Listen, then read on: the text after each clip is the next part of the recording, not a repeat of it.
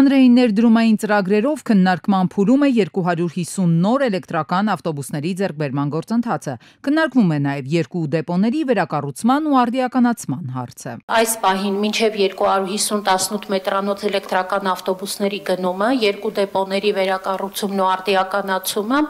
մինչև 230 հեկտար քաղաքային այգու կառուցումը, խոսքը գնում է Դալմայի այգիների մասին։ Մինչև 230 հեկտար քաղաքային այգի կկառուցվի Դալմայի այգիներ կոչված հատվածում։ Օղակաձև զբոսայգու 4-րդ հատվածը վերակառուցելու նպատակով տարածքում գերակաշահ ճանաչելու որոշման մասին նախագիծն արդեն մեկ անգամ քննարկվել է կառավարությունում։ Մենք մի հատ էլ ինչ-որ հարց ունեինք, որ կապված էր դատախազության հետ։ Հա, որովհետև այնտեղ մի գույք կա, որը ապօրինի գույքի բռնագանձման ընթացակարգով